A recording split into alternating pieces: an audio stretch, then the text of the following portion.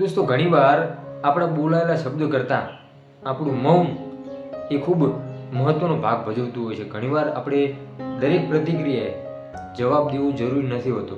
ક્યારેક મૌન પણ ઘણું બધું કહી જતું હોય છે.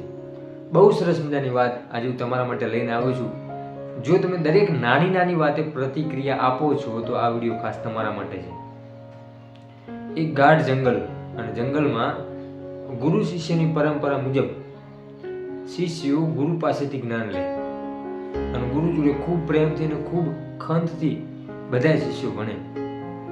એમાં શિષ્યને અંદરો અંદર નાની નાની વાતે તકરાર થતી. ત્યારે ગુરુદેવે એ તકરાર ઓછી થાય અથવા તો સાવ બંધ થઈ જાય એટલા માટે એક યુક્તિ સૂજી. એટલે ગુરુએ દરેક શિષ્યને ભેગા કર્યા અને કહ્યું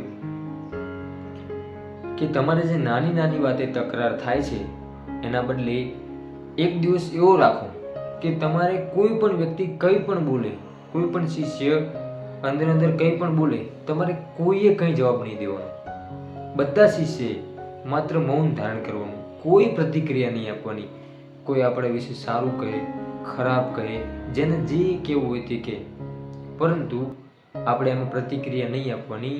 આપણે એનો સામો જવાબ નહીં આપવાનો. એક દિવસ માટે સદંતર બધાએ મૌન રહેવાનું. શિષ્યોએ બધાએ હા પાડી કે ગુરુજી જેવી આપની આજ્ઞા, અમે તમારી આજ્ઞાનું પાલન કરીશું. બીજા દિવસે સવારે દરેક શિષ્યોએ પોતે બધા શિષ્યોએ મૌન ધારણ કરી લીધું. કોઈ કંઈ પણ કહે, કંઈ પણ બોલે, કોઈને કંઈ જ બોલવાનું નહીં. જેને જે કહેવું હોય તે કહે, જેને જે વિચારવું હોય વિચારે, જેને આપણા વિશે જે કંઈ બોલવું હોય તે બોલે. આપણે કંઈ જ બોલવાનું થતું નથી. અને દરેક શિષ્યએ મૌન ધારણ કર્યું. સાંજ પડી અને બીજા દિવસ સવાર થઈ. ફરીથી ગુરુએ દરેક શિષ્યને ભેગા કર્યા અને દરેક શિષ્યને પૂછ્યું કે આજે આપણે ગઈકાલે તમે જે મૌન ધારણ કર્યું હતું એમાંથી તમે શું શીખ્યા? દરેક શિષ્યએ અલગ અલગ જવાબ આપ્યા, પોતાના મંતવ્ય અલગ અલગ રીતે વર્ણવ્યા. એમાં એક શિષ્યએ જે જવાબ આપ્યો એ તમારા અને મારા જીવનમાં જો ઉતરી જાય તો સમજી લો કે જીવન જીવવાનો બેડો પાર થઈ જાય. જીવન ખૂબ આસાનીથી, ખૂબ પ્રેમથી જીવી શકીએ.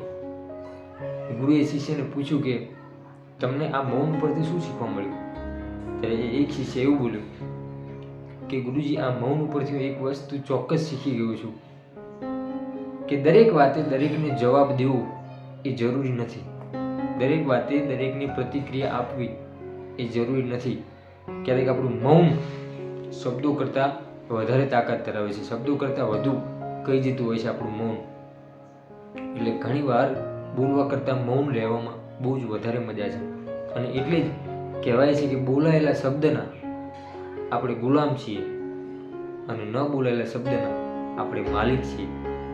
એટલે કોઈ પણ પ્રતિક્રિયા આપતા પહેલા 100 વખત વિચારવું જોઈએ અને શક્ય હોય તો મૌન ધારણ કરવું જોઈએ, જવાબ ન આપવો જોઈએ. ઘણા બધા પ્રોબ્લેમો એમ જ સોલ્વ થઈ જશે. વાત જો સાચી લાગી હોય તો સરસ મજાની કોમેન્ટ કરજો અને વિડીયોને લાઈક કરજો.